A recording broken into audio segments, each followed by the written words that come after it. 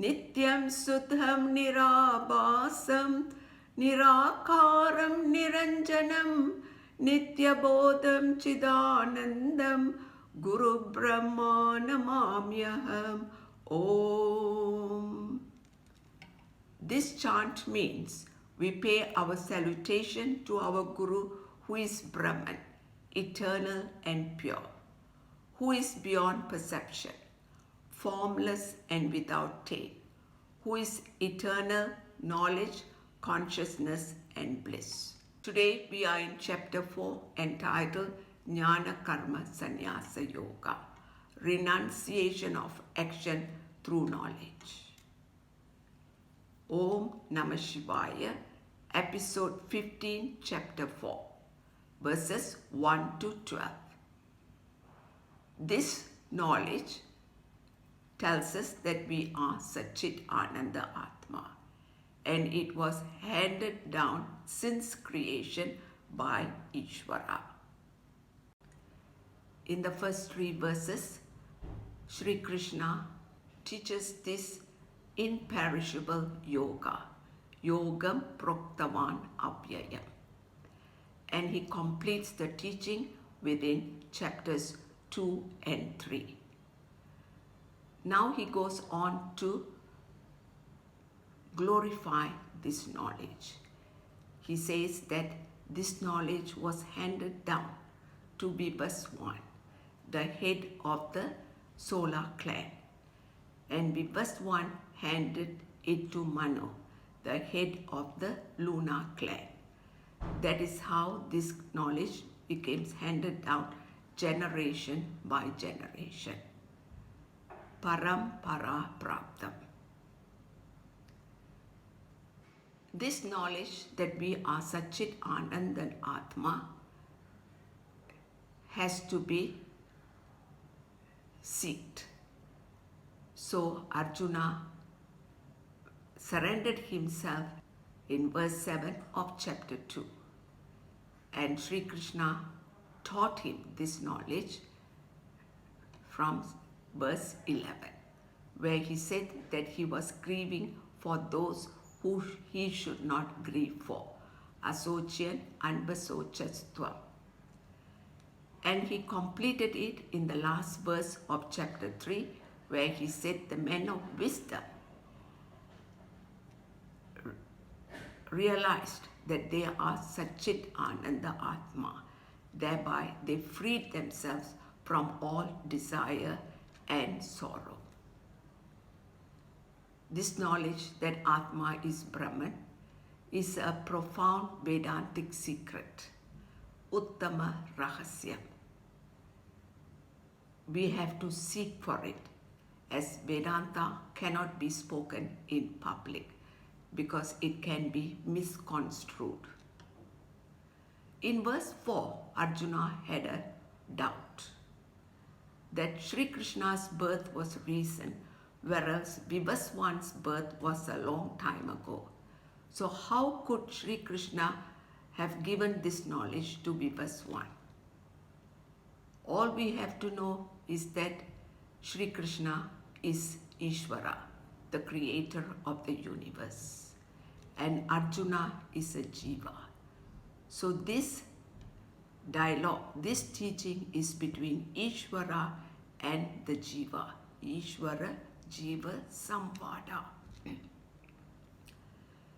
Ishvara has taken birth as an avatar many times.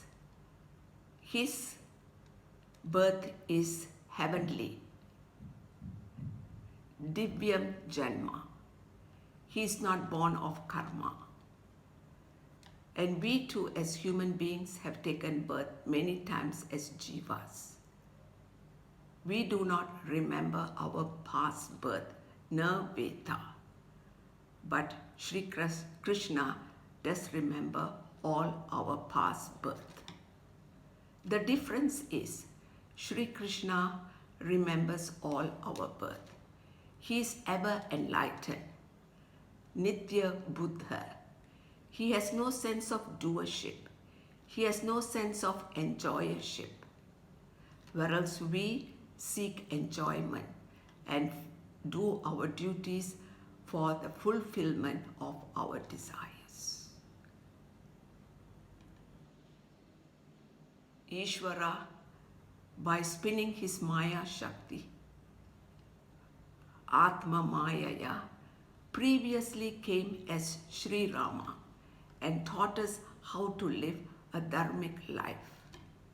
And now he has come as Sri Krishna to teach us how to live as an embodiment of joy and wisdom.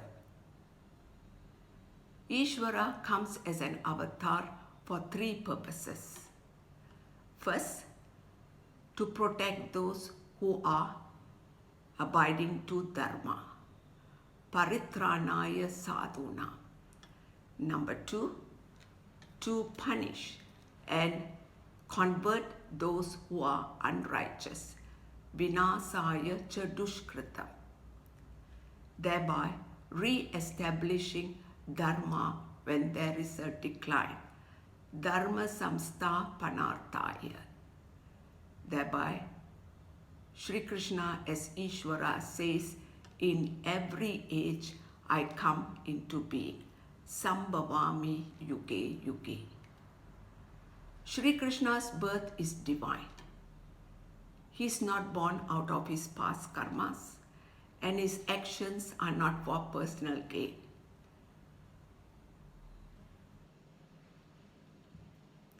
When we know in reality, tat vataha veti, that Atma is actionlessness, that there is no real action taking place, there is no real birth taking place.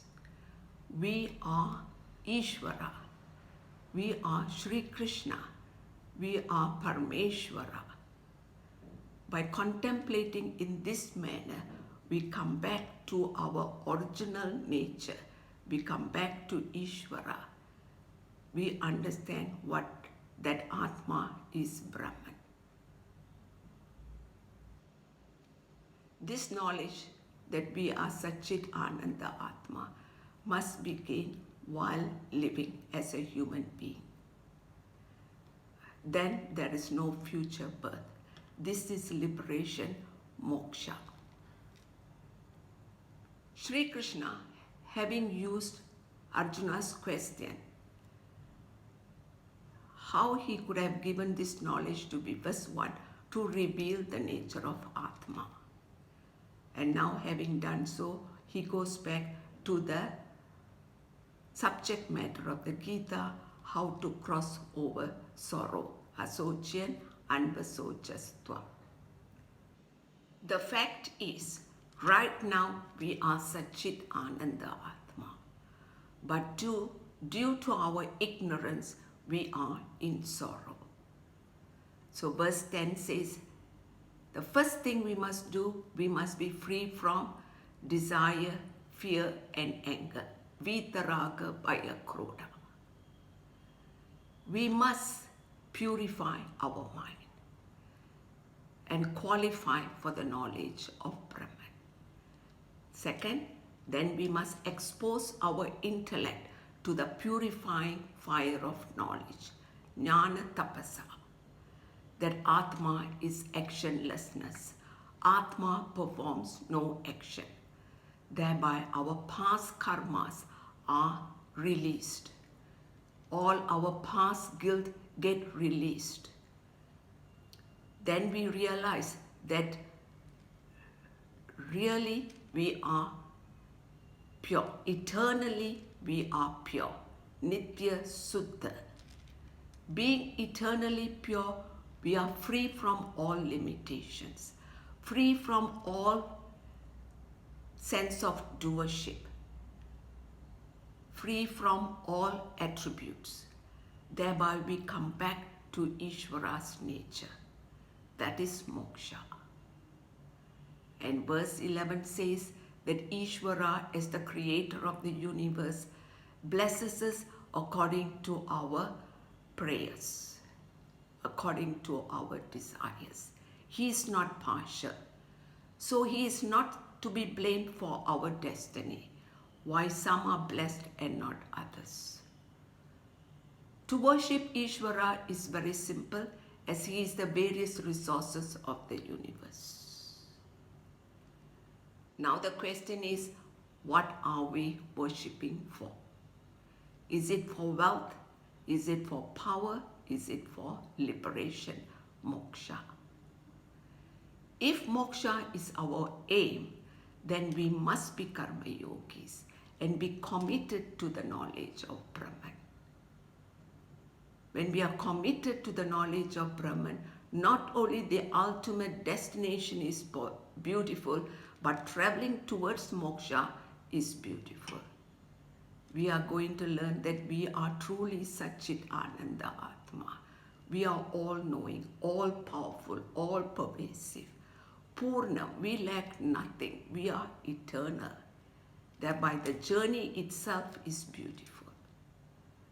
On the other hand, if we are seeking wealth and power, we are still on Ishvara's track because Ishvara is everything. Goddess Lakshmi is with him, but our seeking is limited and temporary. Whatever we seek is under Prakriti. It is subject to change. The reason why we do not seek moksha is because we are not able to see beyond worldly desires. And verse 12 says, working towards moksha takes time because purification of the mind takes time. And worldly desires, the results are quicker.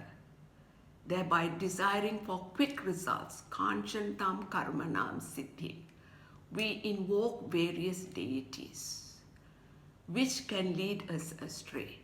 And when we suffer the consequences, we say Ishvara is partial. To deal with this concern, Sri Krishna acknowledges that he created all of us, but he is not to be blamed. Why some are placed in elevated and others in lowly position. He is referring to the Vedic system, where one is born as a Brahmana, another a Kshatriya, the third a Vaishya, and the fourth a Sudra. These four Vedic lifestyles are according to our prarabdha karma, which we brought forward to work out in this life. Next, we are going to learn about these four lifestyles. So at verse 12, we shall take a break. Om